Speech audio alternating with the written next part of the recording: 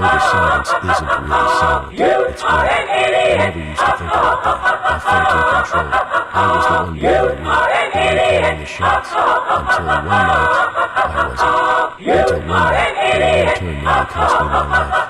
It started like any other weeknight, just another routine shift, picking up food, dropping it off, making quick cash. The kind of night that should have ended like all the others, with a few extra bucks in my pocket and nothing more than exhaustion in my hands. But this night was different, because on this night, someone was waiting for me. And when I reached that dead-end street, I realized too late that I had delivered myself straight into a trap. It was a quiet Tuesday night, the kind where the roads stretch out endlessly, cloaked in shadows and silence. I was out driving, making some extra cash with DoorDash and Uber Eats, running both apps at the same time to maximize my earnings. It was a routine grind, drive, pick up, deliver, repeat. The worst part of the job, the waiting. The endless downtime between orders, circling dimly lit streets, watching the minutes drag by like something lurking just behind the headlights. But that night, the wait didn't last long. The notification flashed. There was an order, small, but the payout was unusually high. The pickup was nearby, but the drop-off? A long, tedious drive, the kind that usually meant one thing, an absurdly generous tip. I accepted without hesitation. 25 minutes of dark roads stretched ahead, my car cutting through the emptiness. Halfway there, my phone rang. The caller ID, Uber Eats. It was my customer. I answered. Man's voice, calm, apologetic. Hey, I placed the order using your friend's address by mistake, he said. A slip of the finger, a simple error. He told me he lived just around the block from the listed destination, and that he'd wait outside. He gave me a few terms to follow. I asked for an address. He hesitated. Then, in a flat tone, he said, "You'll see me outside," before abruptly hanging up. The silence in the car thickened. Something about the car, about the order, felt very off. A strange crawling unease slithered into my head, and I brushed it off. People forget to update their addresses all the time, right? And besides, I was an easy target. I was a big guy, confident, not the type to be scared by an awkward phone call. I followed his directions, winding down unfamiliar streets, past houses shrouded in darkness.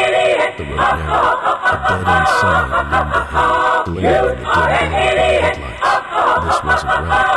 I stopped the car, my pulse drumming a slow, uncertain beat. My phone was in my hand, finger hovering over the call log. Just as I tapped my screen, knock, knock. A sharp rap at the driver's side window sent ice through my veins. I turned my head.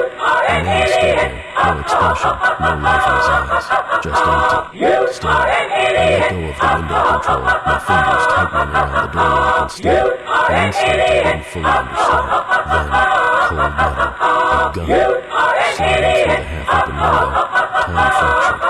My breath hitched. Somewhere in the night, voices rose, more of them.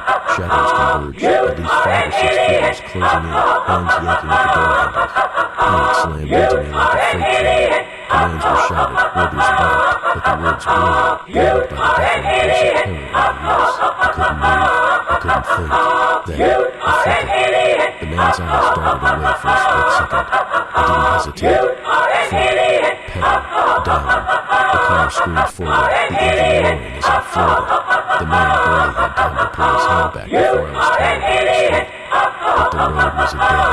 The realization slammed into me like a brick wall. My hands were a blur, jerking the wheel, spinning into a frantic three-point turn. My headlights swept across the pavement, searching. And then, nothing. They were gone. Every single one of them. The road was empty. The sidewalks were bare. The houses, silent.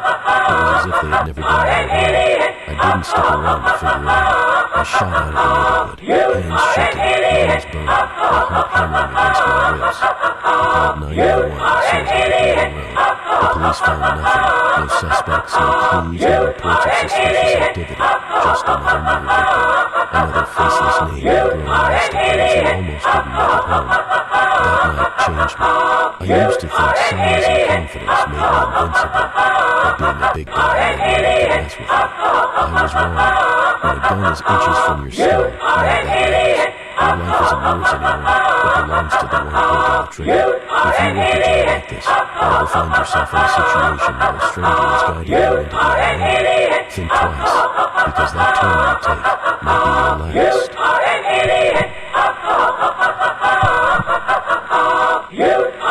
say the night hides many things, secrets, fears, unseen dangers waiting just beyond the glow of the streetlights.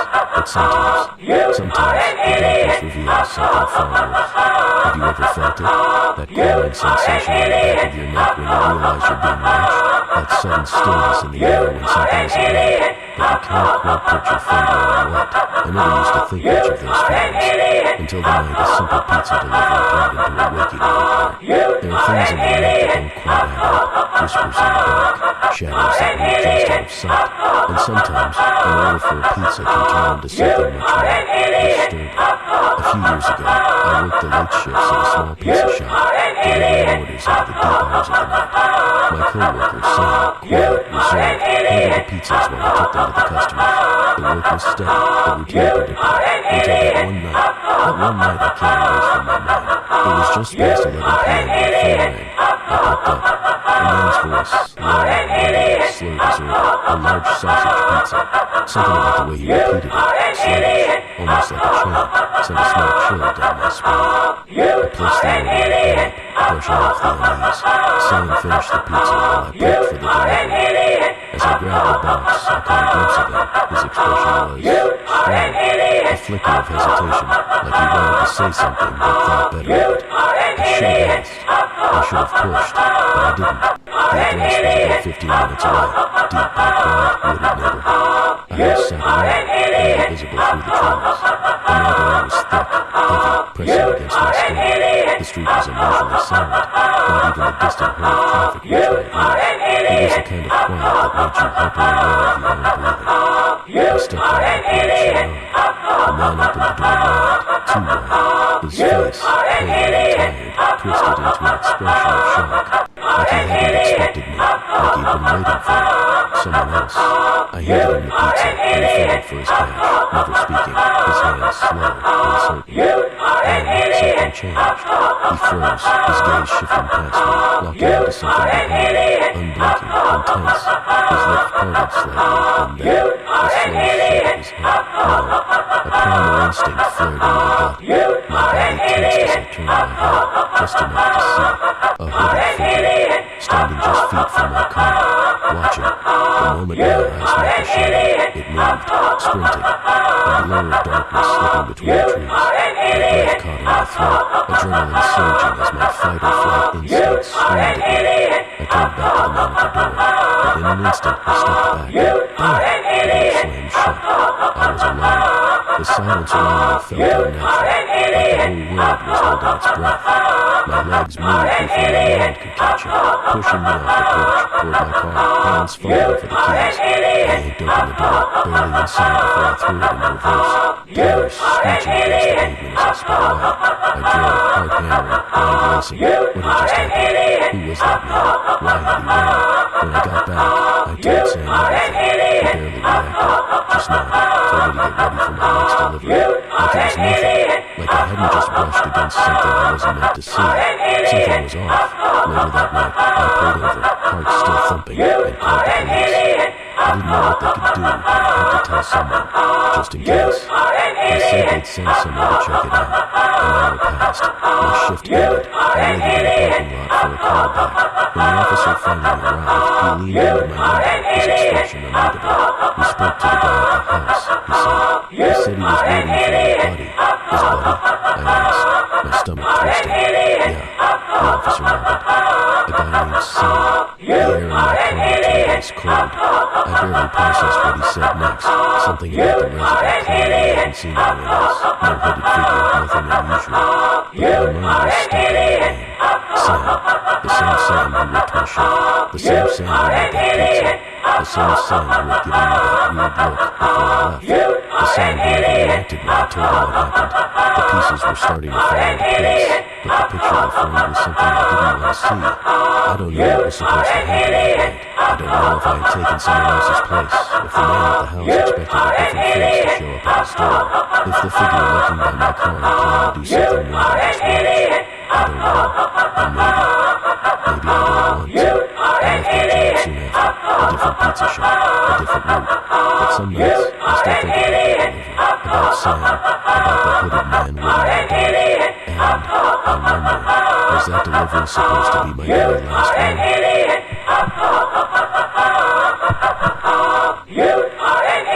They say you never realize the last time you see someone.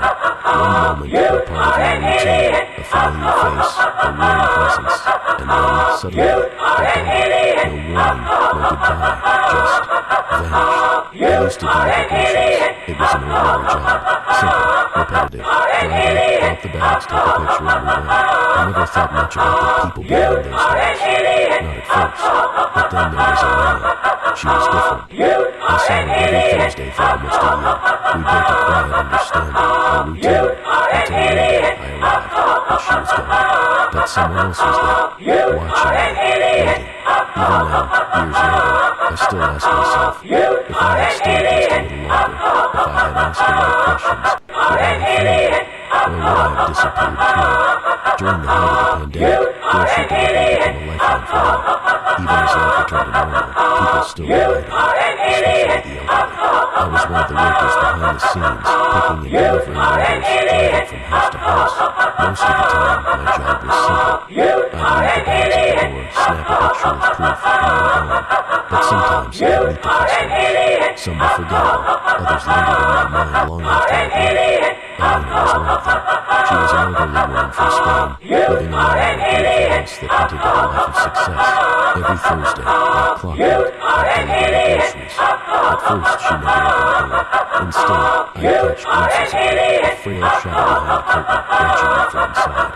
Eventually, she ran back to me. She'd come out to greet me, and over time, I started bringing the bags inside, setting them on the counters. She was kind, generous, lonely, a widow with children too far away to visit more than once or twice a year. I always looked forward to Tuesdays, but this one was different. As I pulled into her driveway, an uneasy feeling settled in my chest. The house looked the same, yet something felt off. The front door was open, a black entrance leading into the dim interior. Elena was nowhere to be seen. I hesitated before stepping out. Normally, she'd already be waiting, smiling weakly from the doorway. But now, the house was eerily silent. I climbed the steps, glancing at the tightly shut blinds. That was odd. She always kept them open for the blinds. I rang the doorbell. Nothing. I knocked. Nothing. A pit formed in my stomach. Elena was old, frail. What if she'd fallen? What if she needed help? I wasn't supposed to go inside. Company policy was clear. If no one answered, leave the groceries on the porch. But Elena was more than just another customer. I stepped in. The house was dark, still. The air felt heavy, thick with an impossible loneliness. I walked straight to the kitchen, setting the bags down carefully. Elena? My voice was swallowed by the silence. No answer. A terrible thought crawled into my mind. What if she wasn't here? What if she had taken? I turned to leave, my pulse quickening. Then I heard it. A noise from upstairs. A soft shuffling, relief, flooded me. Maybe she was just slow to answer. Elena? I called again, stepping closer to the staircase. Nothing. The silence stretched. The air grew colder. Then, more movement. Someone shifting, but no voice, no response. My relief twisted into a knees. I stood frozen at the foot of the stairs, listening to the sound of someone moving things, slow, deliberate, like furniture being mashed across the floor. My breath itched.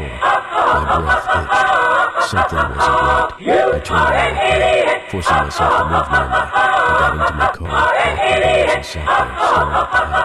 Minutes passed. Then, from the second floor window, the blinds shifted. A figure moved behind them. I stopped dropped. I expected to see Elena, but the shadow standing there was. A tall silhouette. A man. He pulled the blinds aside just enough to peek out, and then, like he'd seen something that scared him, he yanked them shut again. My heart pounded against my ribs. Elena had no sons, only daughters, and her son had been dead for years. He was in our house. And where was she? I hesitated, debating calling the police, but what would I even say? That I saw a man in a house that wasn't supposed to have one? That I felt something was wrong? I forced myself to drive away, but I didn't go far. I circled the block, trying to shake the unease crawling in my chest. Then, against my better judgment, I drove by her house again, and I saw her. The curtains shifted once more. The same shadow, the same unmistakable presence. The man stood there just long enough for me to see him. Then, as if realizing I was still watching, he disappeared again, snapping the blinds shut. was an explanation, a relative, a friend, someone I just hadn't heard about, but in my gut, I knew Elena was gone. The next week, she didn't place an order. For the first time in almost a year, Tuesday came and went without her name appearing on the delivery list. Something gnawed at me, refusing to let go. That evening, after my shift, I drove by her house again. A police car sat in the driveway. My hands clenched the steering wheel. I didn't stop, I couldn't, but when I got home, I searched for her name. The articles confirmed my worst fears. Elena was missing. Had been for days. The police report listed the last confirmed sighting of her 2 days before I delivered her groceries. 2 days before I saw her. I went to the authorities with everything I knew, every detail, every uneasy feeling. But in the end, it didn't matter.